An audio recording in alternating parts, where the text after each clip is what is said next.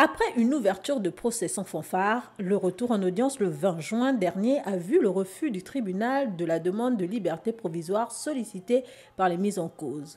Une décision fortement acclamée par l'Association des familles victimes du naufrage de l'Esther Miracle. Ce que nous demandons est simple et c'est légitime. Une justice impartiale, courageuse, sans compromis. C'est un peu l'image que nous avons eue lors de la dernière audience, lorsqu'on a eu le délibéré de cette audience, et nous espérons que cela ira toujours dans le même sens vis-à-vis du délibéré qui a été fait par la justice. De quoi raviver les familles des victimes du naufrage de l'Esther Miracle, se saisissant des avancées de ce procès historique pour davantage rallier les sceptiques aux besoins de la cause.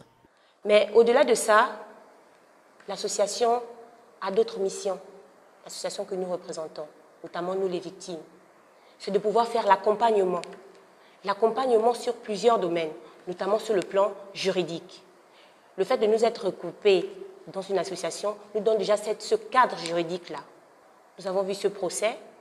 Plusieurs victimes ont besoin d'être encadrées.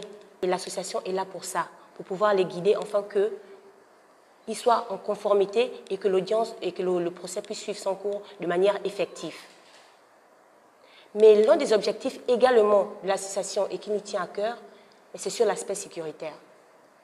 Parce que nous aimerions qu'à travers nos missions, que ce genre de catastrophe ne se passe plus dans le territoire gabonais.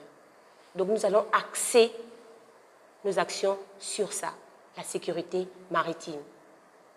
2 ans après le naufrage d'Esther Miracle, les sollicitations des familles des victimes tournent principalement autour des réformes du secteur maritime, une meilleure prise en charge psychologique et au respect de la procédure judiciaire entamée, la date de la prochaine audience étant le 25 juillet prochain.